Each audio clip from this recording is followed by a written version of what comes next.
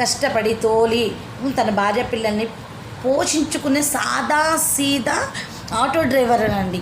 అలాంటి వాళ్ళని రోడ్డు పాలు చేయడం కూటమి ప్రభుత్వానికి ఎంతవరకు కరెక్టో ఒక్కసారి ఆలోచించదండి. మీరే ప్రతి ఒక్కళ్ళు ప్లీజ్ అండి, ప్లీజ్ రిక్వెస్ట్ చేస్తున్నానండి, ఈ ఒక్క విషయంలో ప్రతి ఒక్కళ్ళు షేర్ చేయండి. ఇది మనం ఒక అధికారుల వరకు వెళ్ళే వరకు ఏదన్నా మార్పు చేర్పులు జరిగినాయి అనుకోండి, ఆటో వాళ్ళు బతుకుతారండి, వాళ్ళ భవిష్యత్తు బాగుంటుందండి. వాళ్ళ పిల్లలు ఉన్నారండి వెనకాల, అద్దెలు కట్టాలి, పాల బిల్లని ఈరోజు ఎలా ఉందో చూస్తున్నామండి సొసైటీలో.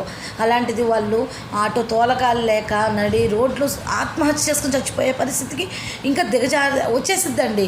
ఇప్పుడు తోలకాలు లేవండి, అద్దె ఎలా కడతారు ఆటోకి, గ్యాస్ ఎంత, వాళ్ళ భవిష్యత్తు ఏంటి, అది ఆలోచించుకోకుండా మన కూటమి ప్రభుత్వం తీసుకున్న నిర్ణయం కరెక్ట్ కాదండి. మన కూటమి ప్రభుత్వం తీసుకున్న నిర్ణయం కరెక్ట్ కాదు.